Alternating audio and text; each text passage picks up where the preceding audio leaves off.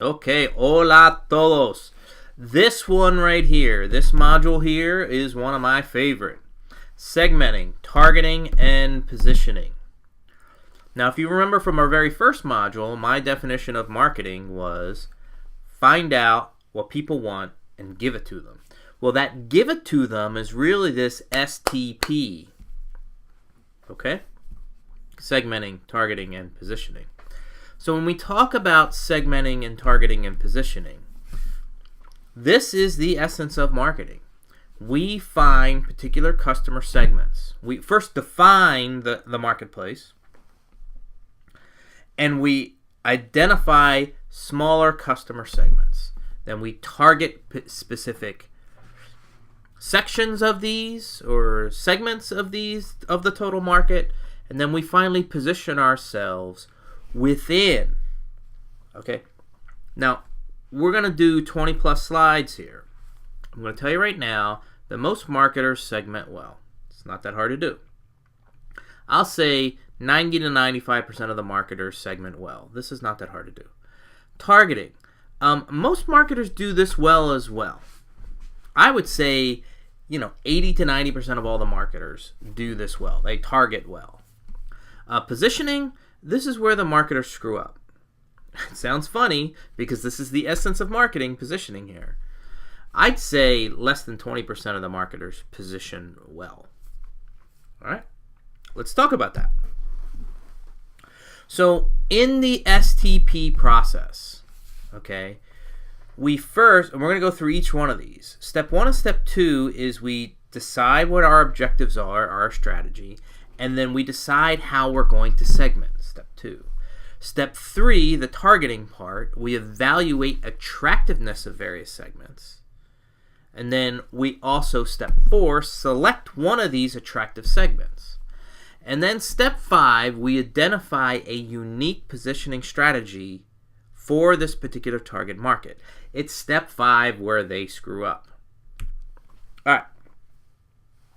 First, we need to decide what our overall strategy objectives are. What is the KPI, the key performance indicators? This has to come from, maybe it's a new product launch, maybe it's a repositioning of a product because over time it's gotten stale. Step 1. Step 2, segmentation methods. There are multiple different of segmentation methods. It's easy to talk about geographic. It's easy to talk about demographic. Age, gender, income, ethnicity. Now, when we talk about geographic and we talk about demographic, these are relatively fixed, meaning they don't change. Relatively, they don't change. Psychographics, okay, that's something that's very different. These do change. These are more attitudes and perceptions.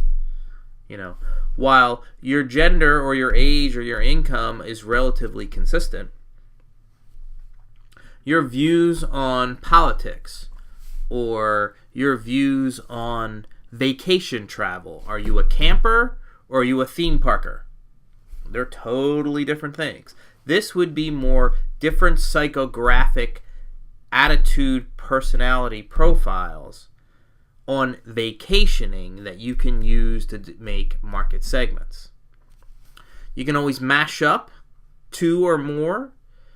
This is a geo-demographic. We can do benefit segmentation. We can do behavioral segmentation. Benefits could be convenience or economy or prestige. Behavioral could be use. It's not an accident that the 12-pack of cans have a built-in handle into it. That is a behavioral segmentation strategy.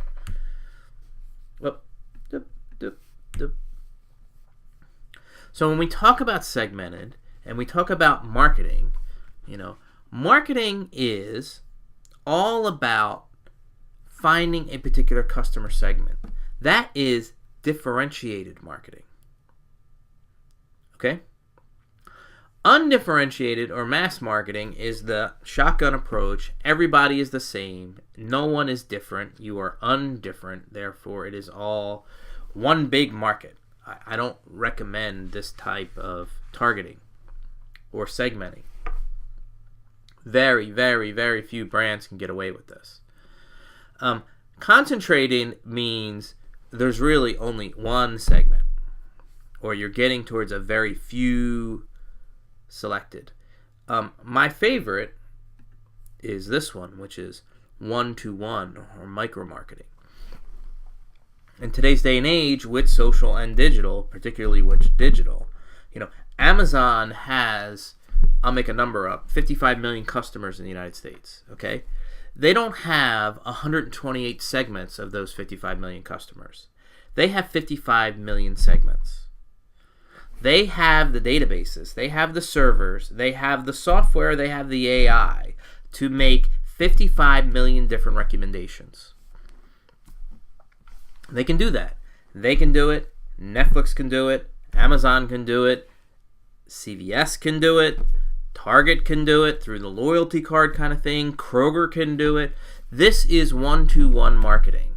This is CRM on steroids. This is the future. Okay. So when we're segmenting customer markets, we already talked about geography. We could talk about climate. We could talk about population density. We can talk about growth in population size. If we're looking for these market attractiveness things, these are the kind of things that we're looking for. So if we're segmenting consumer markets, this is all demographics. We have age, we have generational group like Y, millennial, X, baby boomer. We have gender, family, do we have empty nesters here? Race and ethnicity. Right now we have the World Cup going on, and there's a lot of Spanish language type programming because lots of Latins and Hispanics love soccer. Yo también. Income, absolutely.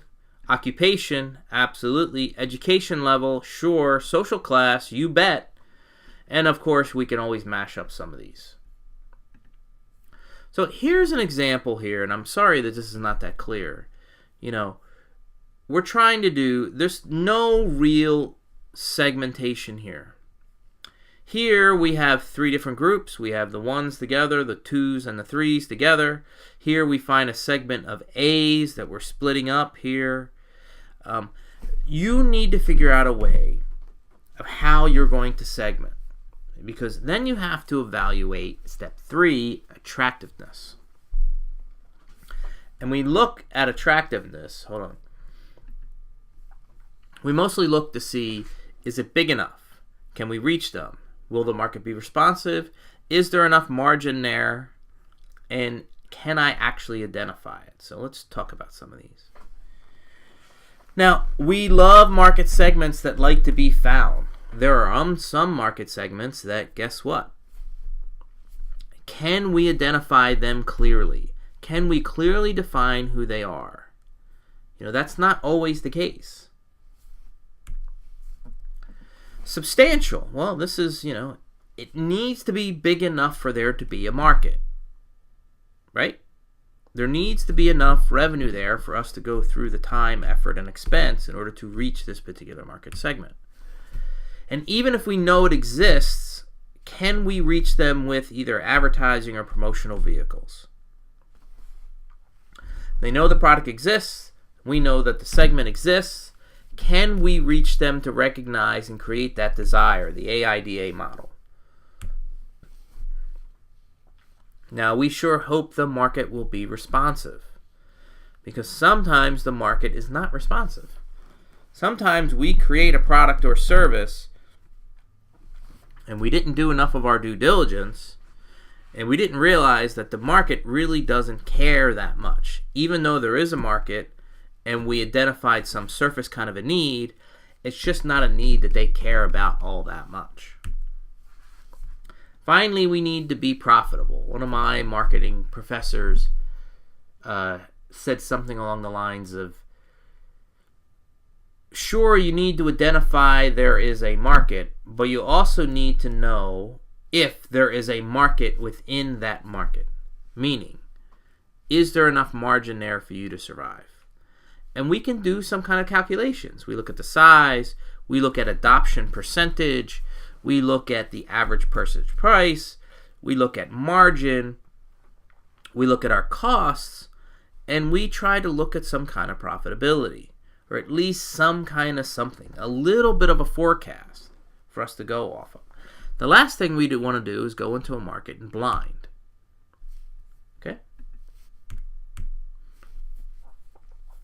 Finally, selecting one of these. Well, step 3 leads to step 4, meaning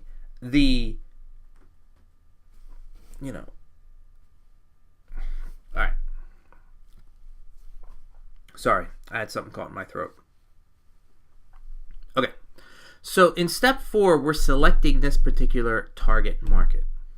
Okay, so, alright, we have our market, we're going to select it, we need to go for it.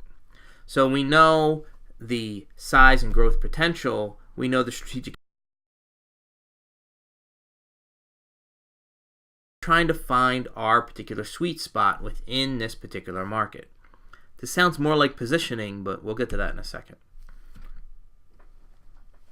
We already did these. We already did undifferentiated and concentrated. Finally, this is where most marketers screw up. They do everything really well. Let's go back. Right? They come up with a goal. They segment well. They do the research and look at attractiveness. They then select one based on the attractiveness. But what they don't do is they don't tell that particular set of target population how they are different than the competition around them. This is especially a problem in marketplaces that are mature and you're developing a new product for this particular marketplace.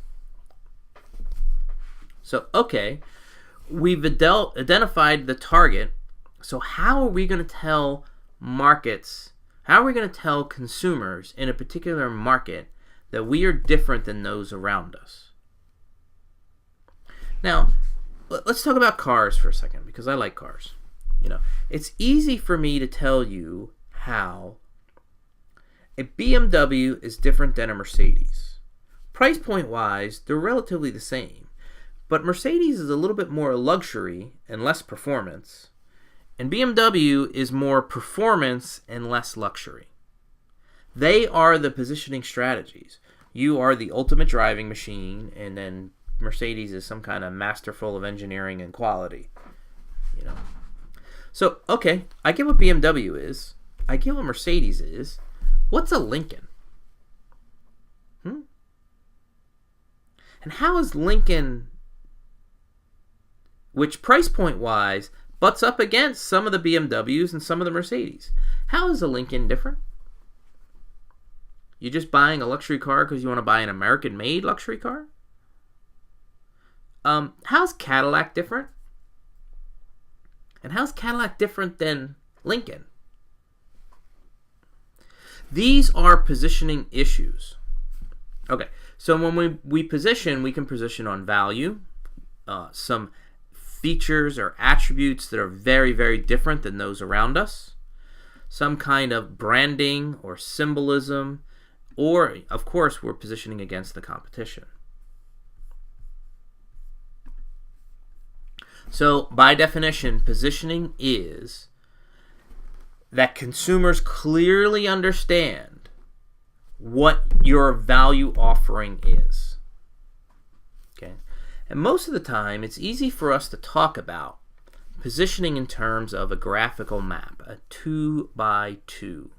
So here is the soda market, or here is a soft drink market. So on one axis, we have very strong taste, which is sweet, strong taste, a very light taste, non-sweet. Here we have fun and irreverent, and here we have healthy. So there's no fun, light-tasting market out there. Kind of doesn't exist. But if we want something very sweet and very fun, we're looking at our Cokes, our Pepsis, our A&Ws, you know, the 7-Ups, the Snapples. Snapple may not be as sweet. It's still kind of fun. kind of light dropping down in taste. So if we're in this market, how is A&W different than either 7-Up, Pepsi, or Coke? This is the positioning errors that I keep talking about. Coke, we know what Coke is. Pepsi, we know what Pepsi is. But I can't tell you what a Dr. Pepper is. I really can't. Now over here, we have a little bit more healthy. We have Sunkist, we have cranberry juice, we have Powerade, we have the healthy drinks. Okay? But let's pretend that we want to compete in a healthy, we're looking at the 2 healthy quadrants, and we're deciding whether we want to go towards a really sweet or a really light taste. And we might see, based on market size and competitive pressure, it's probably much better for us to move out of this segment into this segment, away from one of our major competitors and away from other competition. And we know that bottled water is the largest part of the market anyway. So why don't we go to the larger market and away from our competition and come up with a new product that is both healthy and has a less sweet taste? This is what a 2x2 positioning map does. It clearly delineates the market for us. Okay? And then you can't just move here. You need to move into this quadrant and then tell the other people in this quadrant how you are different than them. You are healthier, but you still have the same flavor profile. Like, bottled water is great, but it doesn't offer any kind of, after you go after a long workout, any replenishment fluids other than just fluid, water itself. There's no health stuff to it. So when it comes down to it, I keep saying positioning. Another way to talk about this, and we will get to this module later, is talking specifically about competitive advantage. Right? Now, could your competitive advantage be price? We could have done this with high price, low price, high price, low price, high quality, low quality. So this is the high price, high quality quadrant. This is the low price, low quality quadrant. And you could do this with cars, retailers, beers, you name it. Price and quality, there we go. That's a way for you to position yourself and for you to segment, target, and then decide where in the marketplace you actually want your product to be. So it could be price. You could have some kind of an image. You could have some kind of convenience, like it's available everywhere. You could have product leadership, also known as quality. Maybe you have people in like services businesses like hotels or taxis. So I mean, really, what's the difference between a Lyft and an Uber? Well, Lyft could position itself as the friendly ride-sharing company, because we already heard enough about both internal Uber people and the driver Uber people that Lyft could position itself away from Uber as being more friendly. Okay? Innovation, product innovation, that could be your positioning strategy. So when we talk about positioning, first, we identify consumers' perceptions relationship to our competitors. We identify the competitors' positions because the active positioning is telling the marketplace how you are different than all the other competitors around you. And it's funny that most marketers don't do that. A lot of marketers just say, hey, here we are. We're in this market and like us. Hey, here we are and we have this, this, this, and this. But they don't tell you how this, this, this, and this is different than what the competition has around them.